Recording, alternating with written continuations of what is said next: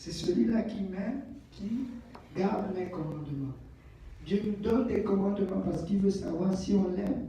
Si on l'aime, on va retourner au ciel. Amen. Que quelqu'un dit, je veux retourner au ciel. Alléluia. Mais pour le moment, on est hors du jardin. Amen. On a aussi vu la dernière fois dans Genèse au chapitre 4 que Dieu a mis Adam et Ève dehors. Adam et Ève connut sa femme et ils ont eu des enfants. Le mot connaître ici, c'est aussi quelque chose de très intéressant. Connaître, ce n'est pas seulement dire bonjour à quelqu'un, oui, comment tu t'appelles, amen. Connaître, c'est être dans une intimité commune avec la personne qui produit un fruit particulier. Donc, lorsque tu connais Dieu, laisse-moi te dire, tu vas produire un fruit. Amen. Le Seigneur disait, celui-là qui demeure en moi portera beaucoup de fruits. Celui-là qui ne demeure pas en moi et qui ne porte pas de fruits, on le coupe, on le jette dans les abîmes du dehors. Amen. Donc, nous sommes des enfants du Seigneur Jésus et nous devons demeurer dans le Seigneur Jésus. Comment demeurer en lui? En lisant la parole de Dieu, en obéissant à ses commandements et en marchant dans ses sentiers. Amen. C'est comme ça qu'on demeure en lui. Et là, on va porter du fruit. Alléluia. Comme Adam et Ève, Ève a dit, j'ai conçu un enfant avec l'aide de l'Éternel. Amen. Elle a donné vie, en d'autres termes, avec l'aide du Seigneur. Si nous voulons sauver les âmes, nous devons le faire avec l'aide du Seigneur. C'est quand on demeure, quand on connaît Dieu, que Dieu se révèle à nous et que Dieu nous révèle qui il est. Qu'est-ce qu'on veut faire pour lui et qu'est-ce qu'il attend de nous. Là, on va commencer à produire du fruit. Amen. Laissez-moi vous dire que ça prend qu'on produise du fruit. Dis à ton voisin, tu vas produire du fruit. Alléluia. Donc, Adam et Ève sont hors du jardin.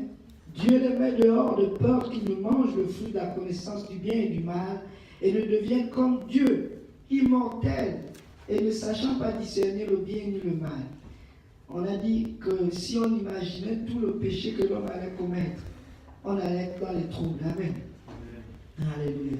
Jérémie, au chapitre 17, on l'avait lu la dernière fois, au verset 9, il dit, le cœur de l'homme est tortueux par-dessus tout, il est méchant. Qui peut le connaître? Moi, l'Éternel, j'éprouve le cœur, je sonde les reins pour rendre à chacun selon ses voies, selon le fruit de ses œuvres. Amen. Donc, le Seigneur était clair.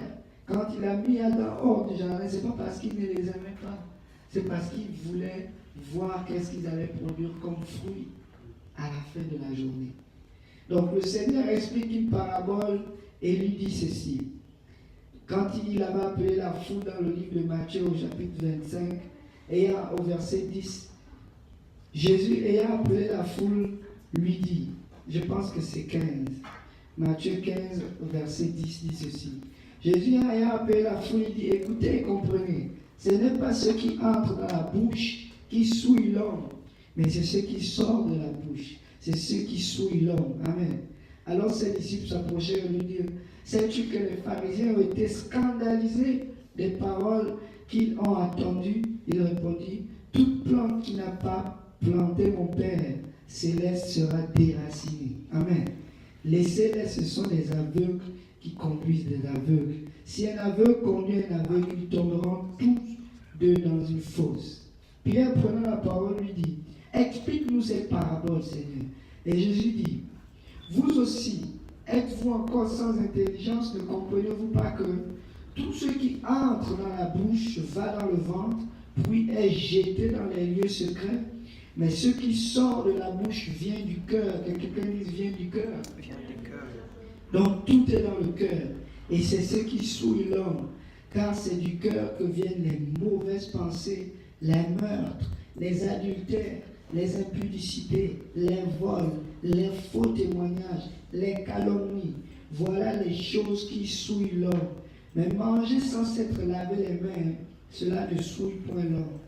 Si Dieu dit que c'est ce qui sort de l'homme qui souille, alors nous devons travailler sur nos cœurs pour enlever toutes ces mauvaises herbes. C'est pour cela que Dieu a dit à Adam et Ève, allez-y cultiver la terre dans laquelle vous avez été tirés. En d'autres termes, Allez-y travailler, allez-y dominer sur cette terre-là. Allez-y dominer sur vous-même. Et là, vous allez être capable de revenir à la maison. Waouh! Dieu nous parle de plusieurs manières. Juste, on voit le plan du salut de Dieu dans tous les petits détails. L'homme est limité dans la connaissance, mais Dieu n'est pas limité. Je vous dis. Il dit, allez-y travailler. Nous, on pense qu'on va aller juste aller travailler. Si on va travailler pour la terre, c'est la terre qui domine sur nous. Parce qu'on travaille maintenant pour nourrir la chair au lieu de travailler pour assujettir cette chair. C'est ce que l'homme a raté. Il pense qu'il est sur la terre pour gagner les biens de cette terre. Non. Pierre le dit, vous êtes voyageurs. Agissez comme des voyageurs. Parce qu'un voyageur, il sait seulement qu'il est en train de passer. Mais sur son chemin, il prend les bonnes choses qui sont nécessaires pour son voyage. Et le voyage de tout être humain, c'est d'aller au jugement. N'est-ce pas? Il y aura un jugement. Pour ceux-là qui auront obéi à l'évangile, qui auront persévéré dans le témoignage de Jésus-Christ, ceux-là ne vont pas aller dans le jugement. Mais ceux-là qui vont aller dans le jugement, ils seront jugés en fonction de la loi, en fonction des œuvres qu'ils auront faites sur la terre. On va lui dire, hey, oui, frère Jonas, comment ça s'est passé là-bas sur ton voyage sur la terre? Bienvenue. Hein? Comment ça s'est passé? Qu'est-ce que tu as fait? Seigneur, moi je fais ça. Mais tu n'as pas enlevé les mauvaises herbes. Tu t'es pas occupé de ton âme. On dit les convoitises de la chair font la guerre à l'âme. À quoi sert-il à un homme de gagner le monde et de perdre son âme? Donc nous sommes dans ce monde pour gagner notre âme au lieu de gagner le monde. Laisse-moi te dire que quand tu travailles pour gagner le monde c'est la terre. Amen. Tu es en train de travailler, d'être esclave de la terre. Ça veut dire que tu vis pour la terre. Mais lorsque tu vis selon l'esprit, les désirs de l'esprit sont contraires à ceux de la chair. Donc quand tu es en train de vivre selon les désirs de Dieu, les désirs de l'esprit, tu es en train de renier les désirs de la chair. Tu es en train de dominer sur la chair. Et Dieu dit, parce que tu as fait cela, quand tu étais encore dans cette terre-là, je trouve la porte, reviens à la maison. Amen. Sinon, Dieu aurait dû laisser Adam et Ève vivre éternellement et les bannir. Il aurait pu les laisser vivre éternellement et les bannir. Quittez d'ici, allez-y là-bas. Mais parce qu'il les aime, il leur a donné cette opportunité-là de revenir. Il avait déjà fait le sacrifice pour eux. Il avait tué cet animal-là. Il les avait vêtus. Maintenant, il leur a dit, allez-y. Comme il a dit à cette femme-là, qu'on a failli lapider, va et ne pêche plus. Amen. Va et ne pêche plus. Mais pour qu'elle ne puisse plus pécher, elle devait dominer sur ses désirs. Elle devait changer de vie. N'est-ce pas? Le Seigneur Jésus-Christ est venu pour nous sauver. Amen. Ce boiteux qu'on a guéri, cet aveugle qu'on a guéri, on dit va et ne pêche plus. Va te présenter au sacrificateur.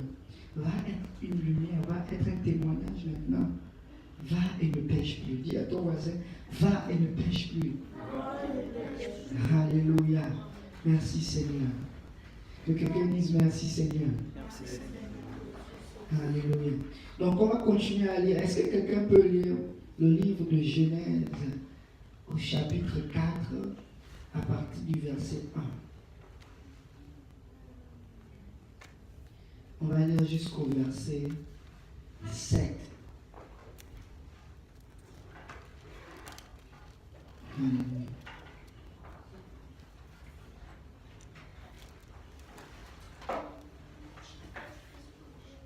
Genèse 4. Genèse chapitre 4, verset 1 à 8, s'il vous plaît. Adam connut Ève, sa femme. Elle conçut et enfanta Caïn. Et elle dit, j'ai formé un homme avec l'aide de l'Éternel. Elle enfanta encore son frère Abel. Abel fut berger et Caïn fut laboureur. Au bout de quelque temps, Caïn fit à l'Éternel une offrande de fruits de la terre, et Abel de son côté fit une des premiers-nés de son troupeau et de leur graisse. L'Éternel porta un regard favorable sur Abel et sur son offrande, mais il ne porta pas un regard favorable sur Caïn et sur son offrande. Caïn fut très irrité et son visage fut abattu. Et l'Éternel dit à Caïn, « Pourquoi es-tu irrité et pourquoi ton visage est-il abattu? Certainement, si tu agis bien, tu relèveras ton visage, et si tu agis mal, le péché couche à la porte, et ses désirs se portent vers toi, mais toi, domine sur lui. » Mais toi, quelqu'un dit, mais toi, domine sur lui. Mais toi, domine sur lui. Alléluia. Au verset 8, il dit, cependant Caïn adressa la parole à son frère Abel, mais comme il était dans les champs, Caïn se jeta sur son frère Abel et le tua. Waouh!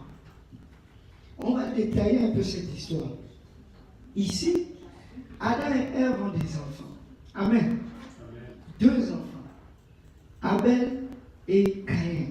Le grand frère c'était Caïn et le petit frère c'était Abel. Et là, les parents leur avaient appris c'est quoi le sacrifice. Amen. Parce qu'on voit que au sortir, Dieu leur demande un sacrifice. Ils se décident d'offrir un sacrifice à Dieu. Mais qui leur avait appris qu'il faut donner un sacrifice à Dieu? Ce sont leurs parents. Ils leur avaient dit, quand moi on avait péché, Dieu avait tué un animal pour nous et nous avait revêtus. Donc vous, quand vous voulez aller offrir quelque chose à Dieu, offrez-lui un sacrifice qui va lui être agréable. Amen. C'est pour cela la parole de Dieu dit, offrez vos corps en sacrifice vivant. C'est ce qui va être agréable à Dieu. Amen. Dieu aime quand on offre un sacrifice qui nous coûte quelque chose. Imaginez-vous à cette époque-là. Là, Dieu dit, tu mangeras à la sueur de ton front. Abel et Caïn devaient travailler pour manger. Amen. Que quelqu'un dise manger. Tous les principes que j'étais en train de mentionner au départ, peut-être vous ne m'avez pas cru. Mais dans l'histoire d'Abel et Caïn, on va le voir. Deux enfants qui naissent dans la même maison, qui ont les mêmes enseignements, la même éducation, chacun choisit une voie différente. Caïn a préféré servir les désirs de la chair. Pourquoi? Il voulait satisfaire sa chair. La chair a besoin d'être nourrie. Amen. Et quand il travaillait la terre, c'est pour récolter du fruit de la terre pour nourrir sa chair. Mais laissez-moi vous dire que Abel devait manger aussi. Amen. Il devait manger aussi. À cette époque-là, il n'avait même pas le droit. Dieu ne leur avait pas encore donné le droit de manger les animaux. Il leur avait seulement dit, toute herbe des champs sera votre nourriture. Les animaux vont manger l'herbe des champs. Mais comment se fait-il que Abel, il décide d'être berger? Et Caïn, il décide d'être laboureur. Waouh! Quel contraste! Un laboureur, c'est celui qui travaille la terre, n'est-ce pas? Pour en tirer un fruit. Un berger, c'est celui qui prend soin des animaux. Amen. Et pour les donner la direction. Et il n'avait aucun profit personnel dans cette affaire. Si ce n'est que de plaire à Dieu. Dis à ton voisin aujourd'hui, est-ce que ton sacrifice plaît à Dieu? Qu'est-ce que tu fais dans ta vie qui sera agréable à ton Dieu? Que ce jour-là, où il viendra récolter son sacrifice, il va dire, je t'aime Abel, parce que tu as fait quelque chose que j'aime. Tu n'as pas pensé à toi-même, mais tu as pensé à moi. Avant tout, Abel devait manger. Et Abel devait manger quoi? Il devait manger les mêmes fruits qu'il devait cultiver. Donc il avait deux boulots, si on peut dire, dans notre jargon aujourd'hui. Il avait deux emplois. Juste une petite parenthèse pour les jeunes. Quand vous grandissez, quand vous connaissez la parole de Dieu, planifiez dans vos têtes, je vais servir l'Éternel. Tout ce que je veux faire, je veux que ce soit dans la volonté de Dieu, pour servir l'Éternel. Amen. Que quelqu'un dit, je veux servir l'Éternel. Que mon désir personnel soit de servir l'Éternel. C'est pour cela, frère Jonas, maman Valérie, les enfants, c'est l'héritage de l'Éternel. Enseignez-leur à aimer cette maison de Dieu. Que leur désir soit tourné vers les choses qui sont dans la maison de Dieu. Être des sacrificateurs. Abel était un sacrificateur. Amen. Se sacrifier, c'est faire quelque chose qui n'est pas propre à sa satisfaction personnelle, mais c'est de donner quelque chose pour le bien d'autrui. Jésus-Christ, quand il est venu dans le monde, il est venu en tant que sacrificateur. Il s'est sacrifié pour notre salut. Amen. Parce qu'il avait vu qu'on avait besoin de lui. Il a dit, je vais descendre pour les sauver. Et voilà ce que Abel a fait. Et quand ils sont arrivés, la parole dit ceci. Abel, de son côté, Caïn fit à l'Éternel une offrande des fruits de la terre. Il a dit, Seigneur, moi, voici ce que j'ai fait. J'ai travaillé la terre et je t'apporte des fruits. Mais pourquoi Dieu n'a pas agréé ces fruits-là? Est-ce que les fruits n'étaient pas bons? Ou bien c'était des... Non, il a donné le meilleur. Amen. Il a donné le meilleur. Amen. Au bout de quelques Caïn fit à l'Éternel une offrande des fruits de la terre. Ça veut dire que c'était quelque chose qui venait de lui. Il a donné une offrande. Il a donné un cadeau à Dieu, quelque chose qui devait plaire au Seigneur. Alléluia. Et là, le Seigneur dit non, je n'aime pas ça. Comme certaines personnes disent, je ne suis pas végétarien. Amen. Moi, j'aime la viande. Alléluia. C'est le moment de manger le steak. Mais non, Dieu ne voulait pas le steak. Amen. Dieu voulait voir le sacrifice que la personne veut faire. Laissez-moi vous dire, quand on est sur la terre, l'or et l'argent ne vont pas nous sauver. Vous souvenez-vous de cette histoire de cet homme riche, de ce jeune homme riche, qui est venu voir le Seigneur et dit, Seigneur, que faut-il faire pour que je puisse être sauvé? Et le Seigneur lui dit, premièrement, obéis à mes commandements. Il dit, Seigneur, depuis mon enfance, j'ai obéi à tes commandements. Je ne mens point, je ne vole point. Je donne ma dîme, je donne mes offrandes. Mais laissez-moi vous dire, Dieu attend plus que ça. Dieu attend plus que ça. Que de venir dans la maison de Dieu, de donner les dîmes et les offrandes. Dieu veut un sacrifice qui te coûte à toi quelque chose. Il a dit, waouh, Jésus l'aima. C'est l'une des rares fois qu'on voit où Jésus dit, hey, je t'aime. Amen. Habituellement, il parle en général. Dieu a tant aimé le monde qu'il s'est sacrifié. Mais il a vu ce gars-là. Il a dit, waouh, je t'aime. Juste parce que tu obéis au commandement. Dieu t'aime. Amen. Dis à ton voisin, Dieu t'aime quand tu obéis au commandement. Dieu t'aime quand tu obéis au commandement. Alléluia. Donc les garçons, les enfants, obéissez à vos parents. Vous allez être dans la joie et Dieu va vous bénir. Amen. Les filles, obéissez aux parents. Amen. Et Dieu vous aime. Et vos parents vont vous aimer encore 2 fois plus. Quand papa, maman dit lave l'assiette, c'est bon. Quand papa, maman dit range ta chambre. Amen. Alléluia. Quand on te dit va étudier, c'est très bon pour la santé. Amen.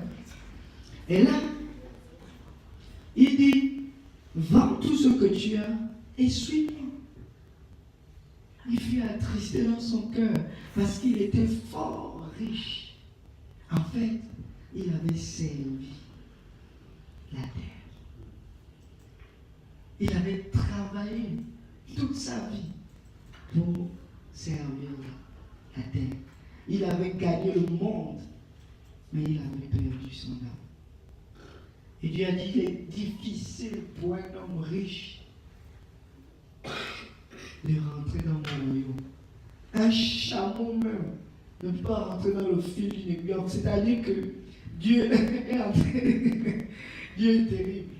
Ça veut dire que quand tu es en train de te soumettre à la chair, il te sera difficile de rentrer dans le royaume des cieux. Il faut que tu fasses un sacrifice. En d'autres termes, il faut que tu meurs, que tu disparaisses. Pour entrer, pour qu'un chameau rentre dans le trou du fil d'une aiguille. Mais ce chameau doit être calciné. Qu'ils soient ensemble, qu'ils disparaissent complètement. Ça veut dire que c'est impossible de vivre selon la chair et de rentrer au ciel. C'est impossible de vivre pour le monde et de en même temps vivre pour le salut. Amen. Est-ce que quelqu'un a une question par rapport à sa vie pour le monde et servir le Seigneur? Personne n'a des questions? Est-ce que ça veut dire que je ne dois plus travailler? Est-ce que ça veut dire que je ne dois plus aller à l'école? Non, loin de là. Tu vas à l'école, tu vas travailler, mais que ton travail ne devienne pas ta priorité. Que ton éducation... Oui, maman. Est-ce que s'il y a des personnes qui assistent trop dans la classe, on doit prendre des copines pour ne pas écouter? Les personnes qui font quoi? Assistent trop dans la classe. Tu ne dois pas écouter, tu dois prier pour lui. Amen. Tu dis, Seigneur, que cette personne ne puisse plus jamais parler ainsi. Dieu va agir. Ils incitent à tout le monde. C'est presque la moitié de ma classe. Tout le monde fait ça. Waouh. Mais il faut prier pour toute ta classe. C'est toi le Moïse de ta classe. C'est toi le Abraham de ta classe. Amen. Il faut que tu pries tous les jours. Seigneur, sauve mes collègues de classe pour qu'ils ne fassent plus le désordre. Amen. Alléluia. Il a travaillé pour la terre. Dieu a dit, tu ne peux pas rentrer dans mon royaume. Il dit, mais malheur à vous, hommes riches. Ça veut dire qu'ils sont malheureux. Est-ce que ça veut dire qu'on doit être pauvre? Non. Est-ce que quelqu'un se rappelle de cette histoire entre l'homme riche et Lazare? Amen. L'homme riche menait belle vie. Il était à l'aise, il était bien. Et quand ils sont morts, Lazare qui était pauvre et qui était riche en Christ, lui il est allé chez Abraham. Mais l'autre est allé dans le feu. Est-ce que c'est parce qu'il vivait une bonne vie que Dieu l'a puni? Non. Parce que ce Lazare qui était là, qui désirait manger quelque chose, il ne lui donnait rien. Il ne se souciait pas des pauvres. Il ne se souciait pas de Lazare. Même les chiens venaient lécher ses blessures. Ça veut dire que cet homme n'avait aucune compassion, aucun amour pour son prochain. Mais laissez-moi vous dire, le plus grand commandement que Dieu a donné, c'est tu aimeras ton prochain comme toi-même. Comme toi-même. Peuple de Dieu, nous devons aimer nos prochains comme nous-mêmes. Si nous